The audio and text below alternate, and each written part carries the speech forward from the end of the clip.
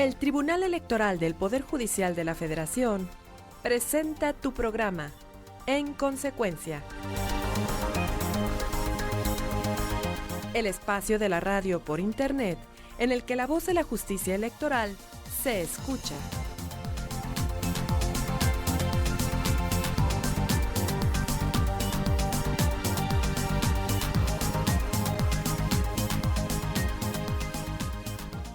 Hola, ¿cómo te va? Muy buenos días. Este es tu programa En Consecuencia. Tú lo sabes un día después que hay sesión pública en la Sala Superior del Tribunal Electoral del Poder Judicial de la Federación. Te presentamos este programa En Consecuencia con la finalidad de repasar, recordar algunos de los asuntos tratados precisamente en la sesión del día anterior.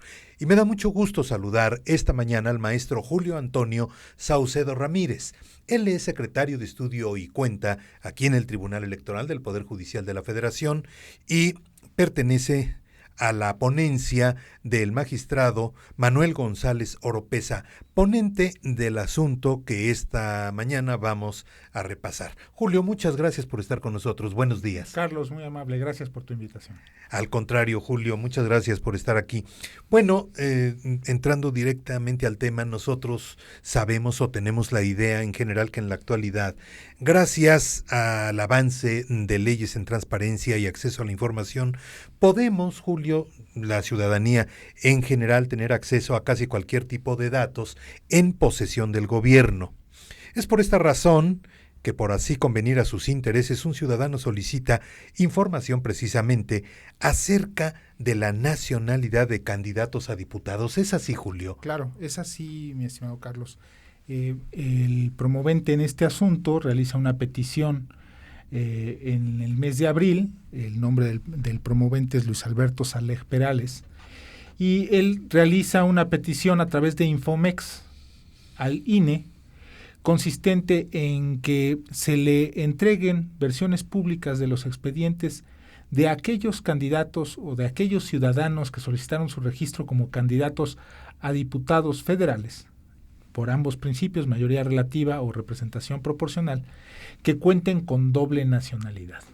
Con doble, obviamente candidatos en ese momento, en abril. Muchos de ellos probablemente ya no sean candidatos, sino ya vayan a ser diputados. Seguramente alguno de ellos, si es que obtuvo la mayoría en las urnas, pues sea ya un diputado electo. Pero en ese momento... En ese momento eran candidatos a diputados. ¿En dónde encuentras el fundamento, digamos, de esta petición de la doble nacionalidad? Bueno, la Constitución de la República es muy clara respecto de que deben de ser ciudadanos mexicanos por nacimiento aquellos que aspiren a un cargo público de elección popular. Entonces, esta persona, atendiendo a las modificaciones que se dieron hace algunos años en materia de nacionalidad, solicita esta información. Es por ello que hace llegar su petición al Instituto Nacional Electoral a través del módulo de Infomex, que es el módulo que tienen todos los ciudadanos para llegar a esta solicitud de información pública en todos los entes del Estado. A ver, Julio, reiterando, la solicitud entonces de Luis Alberto Saleg Perales es viable de acuerdo a las leyes de transparencia que actualmente nos rigen o que contamos con ellas, y además, ¿la hace este señor esa petición en términos correctos? Claro, sí es viable. Digo, las leyes de transparencia son muy claras y dicen que la autoridad, es decir, todos los órganos del Estado, tienen la necesidad o tienen la obligación, mejor dicho, de dar seguimiento a todas esas peticiones de acceso a la información y de transparencia que hacen los particulares. La ley de transparencia y acceso a la información pública, pues lo que nos dice es que todos aquellos sujetos obligados, entre los que nos encontramos las autoridades electorales, tenemos la obligación de cumplir con esa petición. Por supuesto, no toda la información es pública, hay información reservada y hay información que se tiene que calificar para poderla entregar. Y el medio por el cual lo hace esta persona, pues también es el correcto. ¿Por qué? Porque el medio idóneo para hacer este tipo de solicitudes, como lo comentaba yo hace un momento, es a través del módulo de Infomex que creó el gobierno mexicano para atender todas estas peticiones. Por eso decíamos en un principio, acceso a casi toda la información en posesión del Estado del gobierno mexicano. Exacto, Carlos. ¿Verdad? Julio, esta petición, entonces, ¿a quién se la hace don Luis Alberto? Bueno, él la presenta directamente a través del portal de internet del Instituto Nacional Electoral, en el cual existe un módulo específico de Infomex, como lo hemos estado comentando. Uh-huh.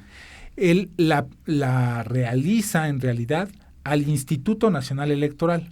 ¿Qué es lo que pide en esta solicitud de información? Bueno, pide la versión pública de los expedientes de aquellos candidatos que cuenten con esta circunstancia de tener una doble nacionalidad. Y aparte, pide el certificado de nacionalidad mexicana en una versión pública de cada uno de ellos. Tenía sus sospechas, ¿verdad? Por ahí, don Luis. Pues podría ser que sí. Podría ser algún tipo de sospechas andaba teniendo. Bueno, Julio, y ahí inicia el asunto. Ahí inicia el asunto y le responde la Comisión de Información. Es lo que te iba a preguntar, ¿y qué responde el INE, del ¿no? Instituto Nacional Electoral. En primer lugar, le dice, respecto de tu solicitud de saber cuántas personas cuentan con esta característica de doble nacionalidad, existen 22 ciudadanos que cuentan con esta característica. Es decir, 22 ciudadanos acudieron a registrarse ante el Instituto Nacional Electoral, ante las autoridades electorales distritales, solicitud de registro como candidatos a diputados federales, ya sea por mayoría relativa o por representación proporcional, que cuentan con una doble nacionalidad. Le dice el Instituto Federal Electoral, yo me doy cuenta de que existen estas personas, de una revisión de sus actas de nacimiento, de su credencial para votar, y en virtud de que el folio de la credencial para votar tiene dígitos verificadores específicos respecto de saber si tienen o no una doble nacionalidad, en base a eso es que el instituto dice, yo tengo 22 casos identificados. En segundo lugar, le dicen, se te van a poner a tu disposición en su oportunidad los expedientes en versiones públicas de estos candidatos. Esto de versiones públicas, Julio, ¿cómo debemos entenderlo? Es muy simple, Carlos. Las versiones públicas de los documentos eliminan datos personales. Es decir, no va a venir la dirección de las personas, no va a venir en caso de que ahí se incluya un dato, por ejemplo, de sueldo, pues no se incluyen estos Ciertos datos son los que se van a eliminar. Que son eminentemente personales. Claro, y que no tienen por qué salir a la luz pública, ¿no? Exacto. Entonces, le dicen a esta persona que se le van a entregar estos expedientes en versiones públicas y algo que es muy importante y es sobre lo que se centra todo este asunto. Esta comisión de información le responde, no tengo los certificados de nacionalidad mexicana en virtud de que no es un requisito tenerlos de acuerdo a las leyes electorales. Vaya dato. Exacto. Vaya dato porque pues uno piensa como ciudadano que lo primero que se requiere para llegar a un puesto de ese tipo son diputados federales. Exacto, Carlos. Pues lo primero que se necesita saber o lo primero que se necesita tener muy en cuenta y muy preciso es la nacionalidad del participante, porque eran candidatos en ese momento. Exacto. Lo que sí debemos de tener muy en claro es que no está en tela de juicio que sean mexicanos. Uh-huh. El punto es si esa segunda nacionalidad se encuentra vigente. Es decir, si tú tuvieras como segunda nacionalidad la española. Que sí es mi tipo, ¿eh? Sí, muy bien. se te solicitaría por parte de la autoridad que acreditaras ser mexicano por nacimiento. ¿Cómo lo acreditas? Con tu acta de nacimiento, Carlos. Y el Instituto Nacional Electoral, de acuerdo al argumento que virtieron en esta respuesta que le dan, dice, bueno, pues Carlos tiene en su clave de elector el código verificador por el cual sabemos que tiene una doble nacionalidad. Entonces, aquí el punto es, ¿Carlos es nacional? Cuesta, cuesta entenderlo. Sí, claro. Pero así explicado como lo explicas, bueno, ya el panorama empieza a aclararse, sí, claro que sí, porque entonces uno también de entrada piensa cuál es el problema con la nacionalidad de estas personas, ¿no? Exacto. Repito, no está en tela de juicio que sean mexicanos. Lo que preocupa a esta persona que solicitó la información es que tengan una segunda nacionalidad, por así decirlo, vigente.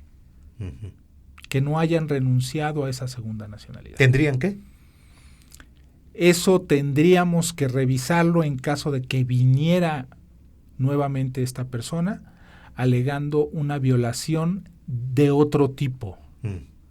Ahí sí tendría que pronunciarse la sala respecto de si es necesario o no la renuncia a una segunda nacionalidad. Ahora, no necesariamente, porque podría pensarse, no digo que sea, pero podría pensarse que una doble nacionalidad se refiere a la mexicana, desde luego, y por ejemplo a la estadounidense. Pero no, es, como hace de rato decías, que española, puede ser doble nacionalidad refiriéndose a cualquier parte del mundo, a cualquier otro país.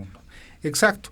Y entonces este señor presenta un recurso de revisión.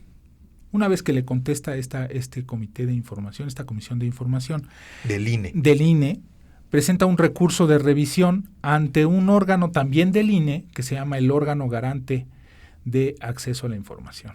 Primero se queja ante un departamento del INE. No hay una queja específica en un principio, es una solicitud de información y esta solicitud de información la atienden los órganos encargados del INE, que en este caso fueron la Dirección Ejecutiva de Prerrogativas y Partidos Políticos y la Dirección del Secretariado.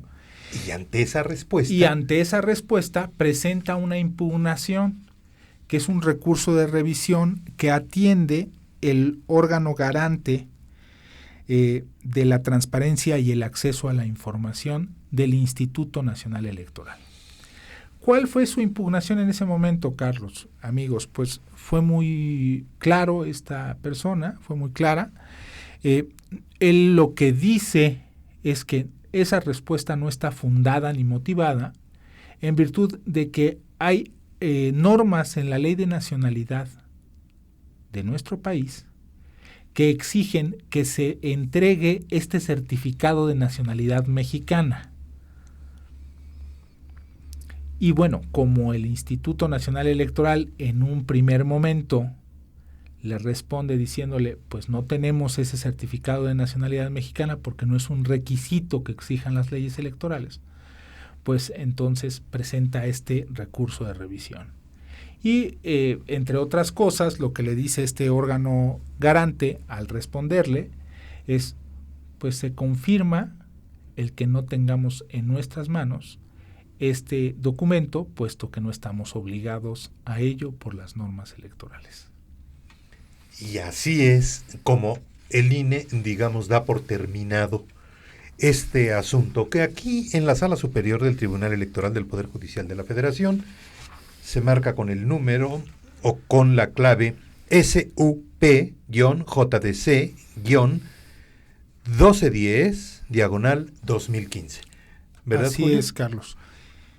Llega esta persona presentando este juicio ciudadano. Aquí, a la Sala Superior. ¿Esto ¿Esto nos lo puedes platicar después que escuchemos estos promocionales? Claro que sí, Carlos. ¿Qué pasó?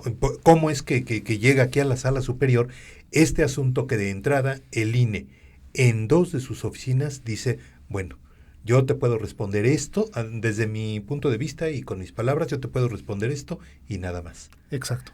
Muy bien, escuchamos estos promocionales y continuamos contigo en Consecuencia.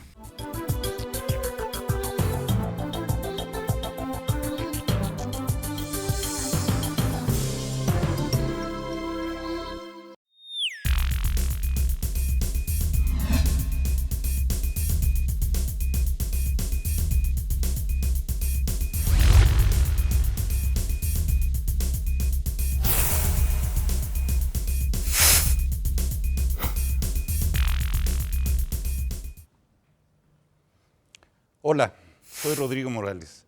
Te invito a votar el nuevo programa de contenidos del Tribunal Electoral del Poder Judicial de la Federación. Como siempre, me acompaña en la conducción Pablo Javier Becerra. En este espacio haremos el análisis del proceso electoral. Tendremos invitados, académicos, analistas y los titulares de las instituciones electorales que nos ayudarán a entender a los ciudadanos qué es lo que está ocurriendo a lo largo de las etapas de este proceso electoral. Nuestros invitados nos van a ayudar a conocer las principales novedades de la reforma electoral y explicar paso a paso todo lo que hay que hacer para ir a votar. Recuerda, solo aquí en Plataforma Electoral, el canal de televisión por internet del Tribunal Electoral del Poder Judicial de la Federación, donde tú tienes mucho que ver.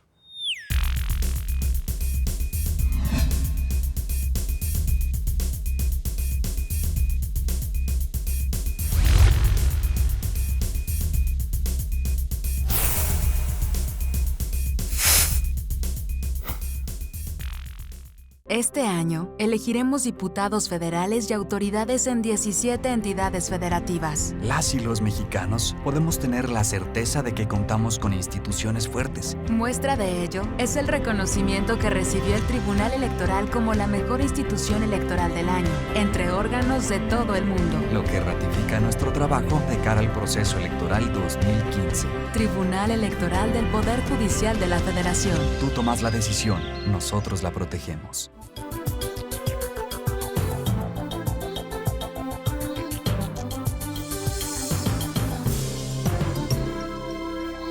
Y bien, continuamos contigo en este programa que lo puedes escuchar, lo puedes ver a través de Plataforma Electoral. Es televisión vía internet del Tribunal Electoral del Poder Judicial de la Federación. En consecuencia, en donde pues llevamos para ti aspectos de algunos de los asuntos tratados el día anterior en la Sala Superior del Tribunal Electoral del Poder Judicial de la Federación. El tema este día, el Tribunal Electoral del Poder Judicial de la Federación garantiza el derecho a la información, ese derecho que tenemos todos, toda la ciudadanía. Eso es lo que garantiza el Tribunal Electoral. ¿Y por qué decimos esto? Bueno, porque ya nos explicó nuestro invitado, el maestro Julio Antonio Saucedo Ramírez, el secretario de Estudio y Cuenta en el Tribunal Electoral, ya nos explicó, digamos, los antecedentes y el cómo llega su petición, primero la petición de un ciudadano al Instituto Nacional Electoral. Cómo llega, qué fue lo que la petición que hizo y cómo le contesta el Instituto Nacional Electoral. Ante esta situación, yo me imagino que don Luis Alberto pues no se queda muy conforme y él mismo es el que llega aquí a la Sala Superior, Julio. Exacto, Carlos. Él, el 14 de julio de este año, presenta un escrito por el cual promueve este juicio ciudadano del que estamos hablando y lo presenta en la oficialía de partes de este tribunal. Todos nuestros amigos, sería importante que les mencionáramos que ellos pueden presentar sus impugnaciones ante las autoridades responsables del acto impugnado de forma ordinaria, pero también este tribunal ha llegado a la conclusión de que lo pueden presentar directamente aquí. Directamente. Directamente. Yo aquí. recuerdo un caso, y perdón que me salga, pero creo que es importante, y ante lo que nos estás comentando, Julio, que incluso, por ejemplo, amigas, amigos, que tienen problemas con la cuestión de la escritura o de la lectura, en fin, pues pueden incluso acudir aquí al tribunal y se les ayuda, ¿no?, a poner su queja o alguna cuestión así. Lo que nosotros a la conclusión que nosotros hemos llegado es que pueden acudir directamente con nosotros a presentar el escrito. Tienen que traer un escrito. Tienen que traer su escrito de impugnación. Porque puede ser a mano. Exacto, sí, puede ser a mano, sin ningún problema, porque es una de las características que debe de requerirse o que debe de tener ese escrito de impugnación o esa presentación de impugnación. Tiene que ser por escrito. Un relato. Sí, de lo que está pasando. Y de qué se quejan. Exactamente, qué es lo que me inconformo y bueno, así es como pueden acudir con nosotros. Y bueno, en este caso, el promovente Luis Alberto Sales Perales presenta directamente ante la oficialidad de partes de este tribunal su escrito de impugnación. ¿Qué es lo que dice en resumidas cuentas este escrito de impugnación? Como no se consideró para esta persona la ley de nacionalidad como parte fundamental, es decir, que se le debía de requerir a estas 22 personas ese certificado de nacionalidad, él dice, la resolución emitida por el órgano garante del Instituto Nacional Electoral carece de una debida fundamentación y motivación. ¿Qué es esto, Carlos? Porque, bueno, sí creo que es importante que todas las personas que nos están escuchando entiendan esta situación de forma clara. Y además esencial. Claro. Todos los actos de autoridad, de acuerdo a nuestra Constitución, deben de estar debidamente fundados y motivados. ¿Qué quiere decir esto? Que se expresen todos y cada uno de los artículos o de las normas que aplican al caso concreto. Esa es una debida fundamentación. Y además que se expresen razonamientos lógicos por los cuales se permita deducir que son aplicables esas normas. Es decir, no basta con que yo te diga, pues nada más es el artículo 14, ¿no? Por poner un ejemplo, el que te voy a aplicar, sino también tengo que explicar por qué. El porqué de la aplicación. De la aplicación. Esa es la motivación. Y esa es la debida motivación. Entonces, lo que esta persona venía diciéndonos, en resumidas cuentas, es que la resolución de este órgano del Instituto Nacional Electoral carecía de esa debida fundamentación y motivación. Y lo que pide, a resumidas cuentas, es que se revoque esa resolución y... Es decir, que se eche para atrás, que no se tome en cuenta. Que no se tome en cuenta y que se emita una nueva, ¿no? Y bueno, el proyecto, entonces, de tu ponencia, de la ponencia del magistrado Manuel González Oropesa, ¿qué es lo que propuso ayer a la magistrada y magistrados? Bueno, lo que proponíamos nosotros y lo que se aprobó fue tener por válida la argumentación, es decir, esa motivación de la que hablábamos y esos fundamentos que sirvieron de base para dar respuesta. Insisto, esto es muy importante. La respuesta a la solicitud de información exclusivamente visto desde ese punto de vista, valga la expresión, sí, es válida. Por parte del INE, la respuesta que dio el INE. Exacto. ¿Por qué? Porque el argumento por el cual venía esta persona no era de que la aplicación de los fundamentos y razones que dio el INE no era que fueran violatorios a sus derechos, sino exclusivamente fue que no era correcta la respuesta que se dio por una falta de una correcta argumentación y una correcta fundamentación. Suena un poco complicado, pero en realidad esta es la situación que se presenta. Él únicamente dijo, carece de una debida fundamentación y motivación, y la respuesta que le damos es no. Sí se dio una correcta fundamentación y motivación. Por parte del INE, yo insisto. Por parte del INE, exclusivamente por lo que hace a tu petición. Sí, nada más. Nada más. Nada más. Porque hasta eso, ayer se decía también en la sesión que este no es una cuestión, o este asunto no es una cuestión electoral. Exacto. El magistrado Penagos, si mal no recuerdo, decía en un momento de sus intervenciones que él en un principio tenía dudas de la procedencia del medio de impugnación, dado que no era evidentemente electoral, pero que dada la importancia que tenía y la repercusión que podía tener de manera posterior en la materia electoral, es que él compartía el proyecto. Eso es. Ahora, Julio, ¿por qué la magistrada y los magistrados ayer Perdón que sea redundante, pero creo que vale la pena. Se centraron tanto en la ley de nacionalidad. Bueno, lo que sucedió es que los magistrados estaban de acuerdo, en realidad, en el sentido del proyecto, es decir, en el sentido de confirmar Lo dicho por el INE. lo dicho por el Instituto Nacional Electoral. Pero en donde estuvo la diferencia de criterios por parte de los magistrados fue en un párrafo que tenía o que tiene esta sentencia, que es dejar a salvo los derechos del promovente, de la persona que primero había don solicitado. Luis Alberto. Exacto.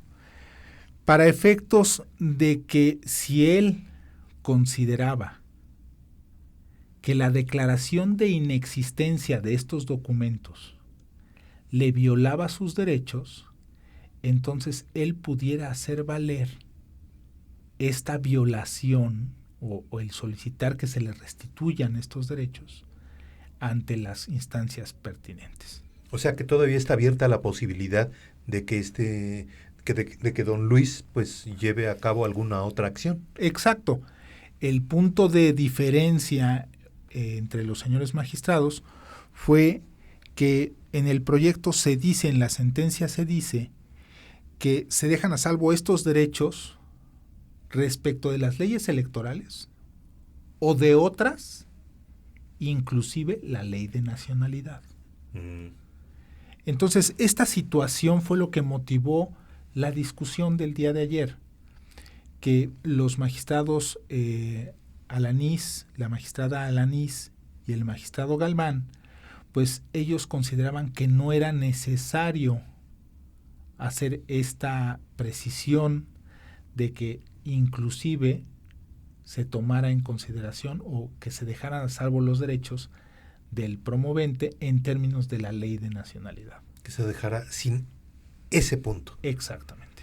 Ahí es donde se amplía entonces, Julio, podríamos decir así, o ya de suyo el proyecto venía ampliando los derechos que tenemos todos los ciudadanos a pedir información y a recibirla. Yo creo que es una situación que este tribunal ha garantizado desde hace mucho tiempo, Carlos.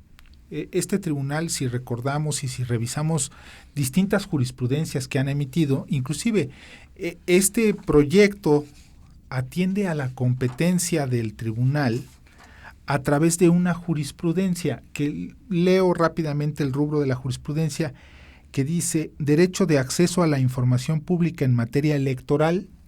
El Tribunal Electoral del Poder Judicial de la Federación es competente para conocer de las impugnaciones a su contravención por la vía del JDC, del Juicio para la Protección de los Derechos Político-Electorales. Que es el caso. ¿Qué es este? Además de que la Ley de Transparencia y Acceso a la Información, en su última reforma, si mal no recuerdo, incluye en uno de sus artículos que las impugnaciones que se presenten como consecuencia de las respuestas dadas a acceso a la información podrán ser impugnables a través del IFAI o a través del Poder Judicial. Y nosotros somos un órgano, este Tribunal Electoral es un órgano del Poder Judicial de la Federación. Eso es. Julio, ¿qué nos deja este asunto? Bueno, este asunto nos deja pues la importancia que tiene el acceso a la información pública. Lo que podemos ver con este asunto es que el ciudadano puede solicitar a todos los entes del Estado información y la autoridad está obligada a que si la tiene a la mano, la tiene que otorgar. Aquí en este asunto se confirmó porque en los términos en los que se dio la respuesta fueron considerados correctos. Esto es lo que nos deja este asunto, Carlos. Que pueda ser que no termina aquí. Claro, porque como aprobaron los señores magistrados en la sentencia que se dictó el día de ayer, esta persona puede acudir en caso de que considere que la respuesta le violenta sus derechos, o no la respuesta, sino que la falta de estos documentos le violentan sus derechos, él podrá acudir en las instancias que considere necesarias. Muy bien, Julio. Qué explicación tan amplia. Gracias. Y sobre todo muy digerible para quienes, necesitamos ampliar, saber más acerca de los asuntos que se tratan aquí en el Tribunal Electoral del Poder Judicial de la Federación, en su sala superior. Muchas veces decimos, no es tanto que sean asuntos mediáticos, sino asuntos que algo nos dejen en cuanto a la aportación de cultura electoral en todos y cada uno de nosotros. Gracias, Carlos. Muchas gracias a ti, Julio. El maestro Julio Antonio Saucedo Ramírez, secretario de Estudio y Cuenta del Tribunal Electoral del Poder Judicial de la Federación, presente esta mañana con este asunto. Les decía yo, es el SUP-JDC 1210/2015, y el tema: el Tribunal Electoral del Poder Judicial de la Federación garantiza, reitera el derecho a la información que tenemos todos nosotros los ciudadanos. Julio, muchas gracias por tu presencia esta mañana. Gracias a ti, Carlos, por la invitación. Que estés muy bien. En consecuencia, un día después del día que hay sesión pública en la Sala Superior del Tribunal Electoral del Poder Judicial de la Federación. Gracias por tu paciencia, gracias a nuestros ingenieros y hasta la próxima.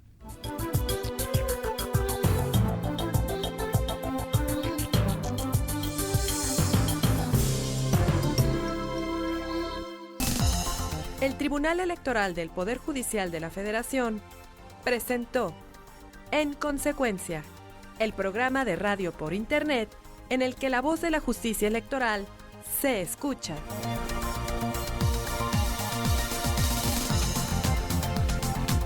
En Consecuencia, transmitimos a las 10 de la mañana un día después de cada sesión pública en la Sala Superior del Tribunal Electoral del Poder Judicial de la Federación.